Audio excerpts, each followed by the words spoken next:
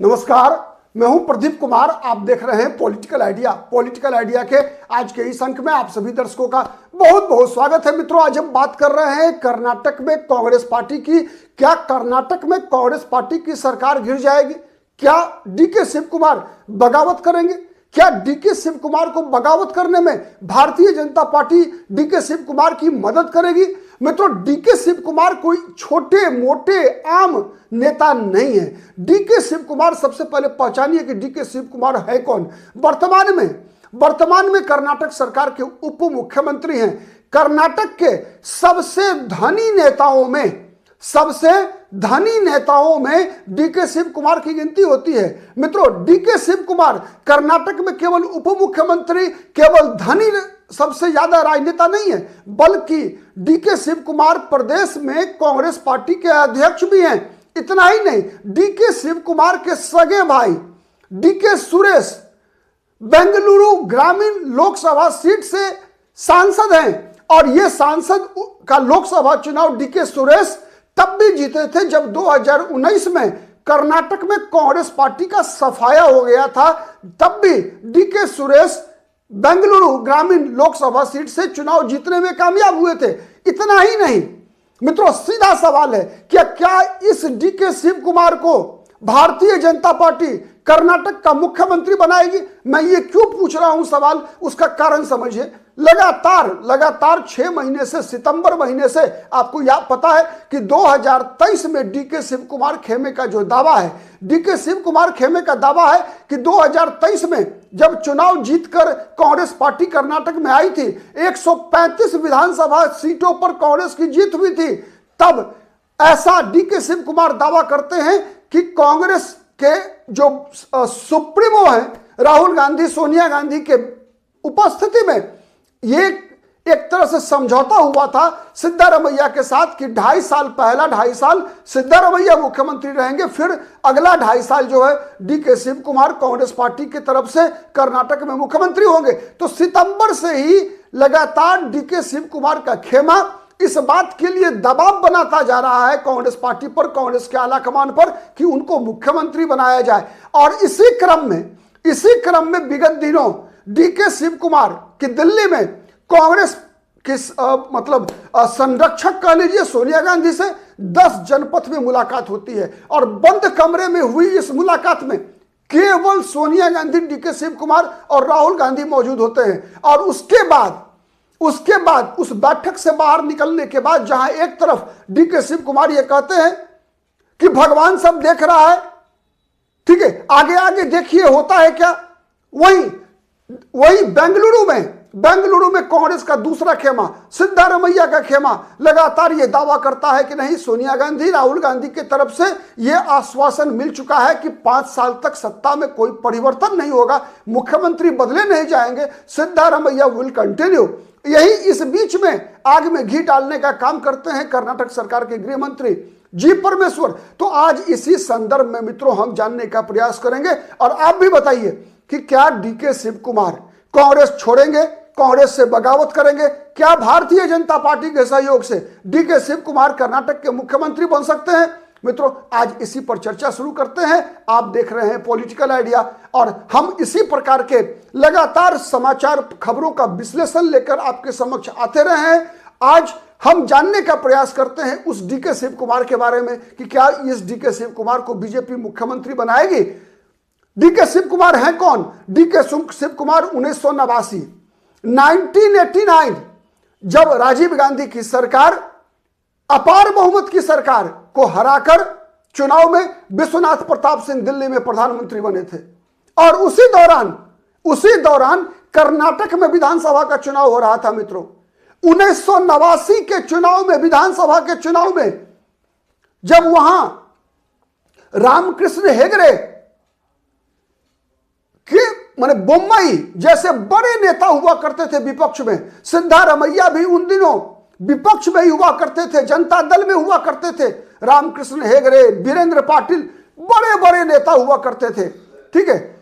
उसी दौरान 1989 में डीके शिव कुमार ने कांग्रेस पार्टी की टिकट पर पूर्व प्रधानमंत्री एचडी देवगौड़ा को विधानसभा चुनाव में सथानूर विधानसभा सीट से हराया। आप याद रखिएगा। डीके शिव कुमार को भारतीय जनता पार्टी बनाएगी मुख्यमंत्री या नहीं बनाएगी, इन सब बातों को समझने के लिए यह इतिहास जानना जरूरी है मित्रों कि एचडी देवगौड़ा को, जो पूर्व प्रधानमंत्री रहे हैं, 1989 के विधानसभा चुनाव में सथानुर विधानसभा सीट से हरा चुके हैं डीके शिव कुमार। 1999 में फिर 10 वर्ष के बाद एचडी कुमार स्वामी, एचडी देवगौड़ा के पुत्र को जब प्रधानमंत्री बनकर, एचडी देवगौड़ा प्रधानमंत्री बनने के बाद, मतलब प्रधानमंत्री जब बन चुके थे उसके बाद प्रधानमंत्री के पुत्र को, एचडी कुमार स्वामी को उसी सथानुर विधानसभा सीट पर फिर से हराया था डीके शिव कुमार ने मित्रों 1999 में। इतना ही नहीं, देवगौड़ा के बहुत ही नजदीकी पीजीआर सिंधिया को भी डीके शिव कुमार विधानसभा चुनाव में हरा चुके हैं। इतना ही नहीं, और सुनिए, एचडी देवगौड़ा की पुत्रवधू अनीता कुमार स्वामी को भी डीके शिव कुमार हरा चुके हैं।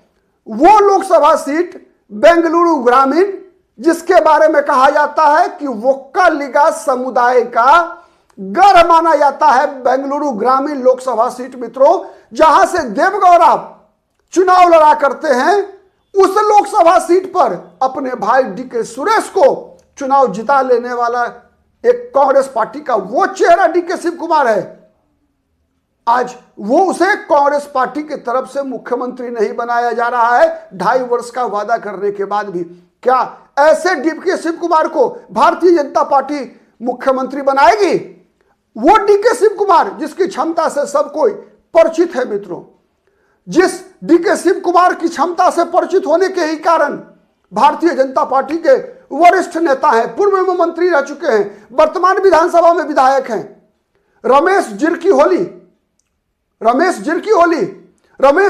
ने कहा, हाथ जोड़ लिया कि भाई कांग्रेस पार्टी के अंदरूनी मामले में कोई हस्तक्षेप मत करो, मत मदद करो डीके शिव कुमार की। जैसे ये लोग लड़ रहे हैं, लड़ते छोड़ दो। 2028 के विधानसभा चुनाव में ये लोग लड़ते रहेंगे तो हम चुनाव जीतकर सरकार में आ जाएंगे, लेकिन डीके शिव कुमार कान पकड़ रहे हैं, तौबा तौबा।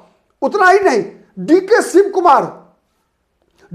कुमार के बारे में केंद्र के मंत्री हैं मित्रों बी सोमन्ना, मोदी के सरकार में मंत्री हैं, ये भी कहते हैं कि नहीं भैया, इनसे डीके शिव कुमार को बीजेपी में लेने की जरूरत नहीं है, क्योंकि पता है कि डीके शिव कुमार के बीजेपी में आने के बाद कई बड़े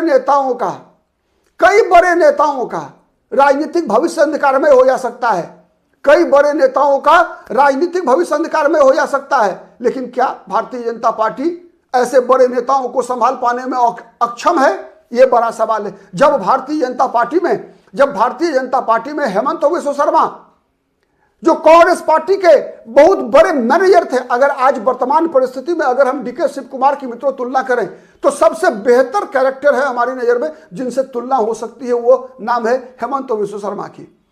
हेमंत बिस्वा शर्मा कांग्रेस पार्टी में इसी भूमिका में थे, ऐसी ही परिस्थिति थी, तरुण गोगोई के खिलाफ लड़ रहे थे, मुख्यमंत्री बनने का प्रयास कर रहे थे, राहुल गांधी से बार बार मुलाकात कर रहे थे। हेमंत बिस्वा शर्मा ने कहा, कई इंटरव्यू में कहा कि जब वो तरुण गोगोई के खिलाफ राहुल गांधी के पास शिकायत करने पहुंचे तो राहुल गांधी अपने कुत्ते को, अपने पप्पी को बिस्किट खिला रहे थे और वही बिस्किट हेमंत बिस्वा शर्मा को ऑफर किया। उसके बाद से हेमंत बिस्वा शर्मा के करामात से कौन नहीं अवगत है। कहा जाता है कि पूर्वोत्तर भारत में भारतीय जनता पार्टी को कांग्रेस पार्टी ने एक चाणक्य दान में दे दिया।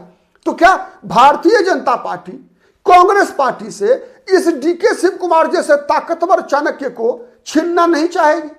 यह बड़ा सवाल है। छीनना नहीं चाहेगी, यह बड़ा सवाल है मित्रों।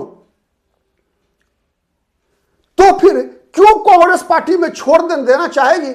क्योंकि आज अगर देखिए तो कर्नाटक सहित मात्र 3 राज्य है जहां पर की कांग्रेस पार्टी की सरकार है।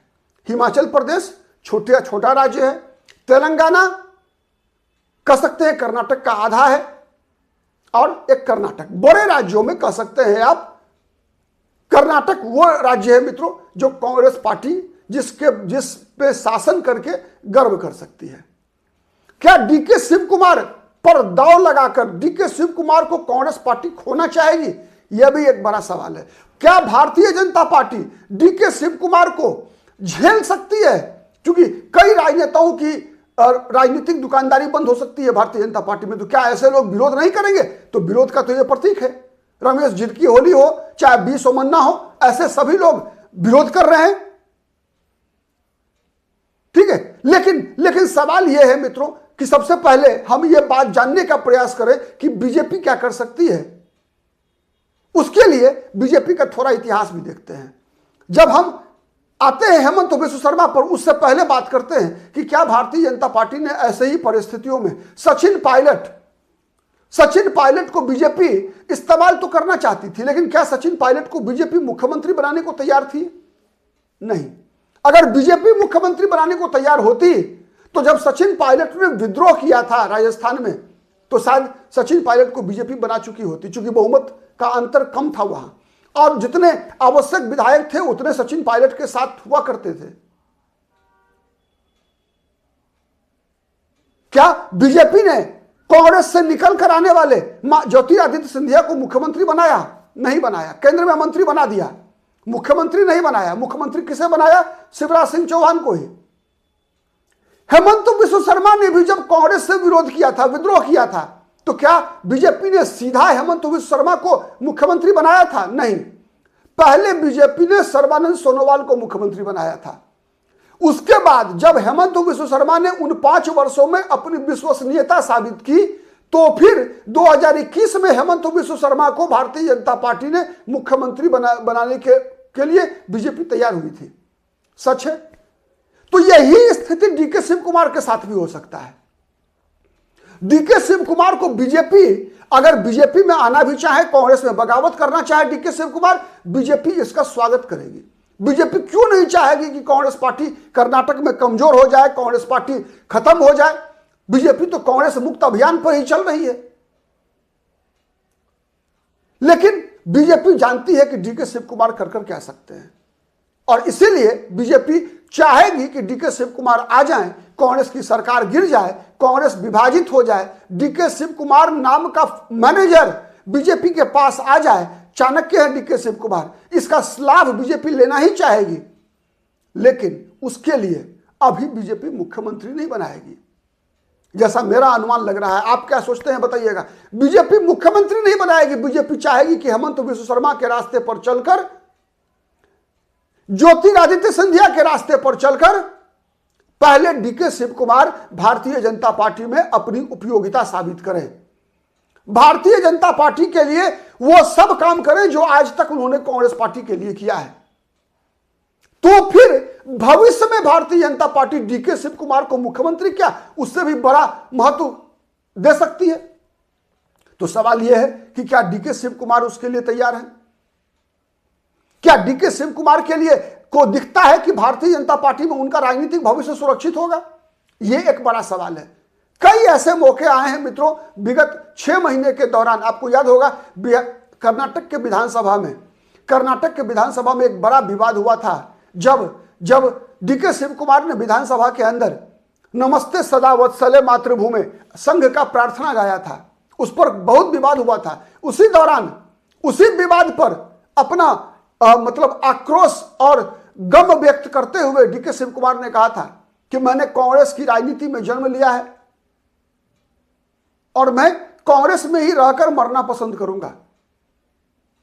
अब इन सब सारी परिस्थितियों में वैसे एक बात तय है, मान के चलिए आप, राजनीति मित्रों इतना आसान नहीं है, सबके कहे पर भरोसा करना मुश्किल है। राजनीति संभावनाओं का खेल है। कब कौन सी संभावना बने और कब कौन सी परिस्थिति बदल जाए कहना मुश्किल है। लेकिन आज वर्तमान में तो यही लग रहा है जो मैंने बताया। आप कितना सहमत हैं कमेंट करके बताइएगा। हमारा विश्लेषण यदि पसंद आता है तो प्लीज लाइक कीजिए, शेयर कीजिए, जिससे कि अधिक से अधिक लोगों तक हमारी बातें पहुंच सके। और अब तक यदि पॉलिटिकल आइडिया को सब्सक्राइब नहीं किया है मित्रों तो सब्सक्राइब जरूर कीजिएगा। नमस्कार, फिर मुलाकात होगी किसी अन्य मुद्दे पर।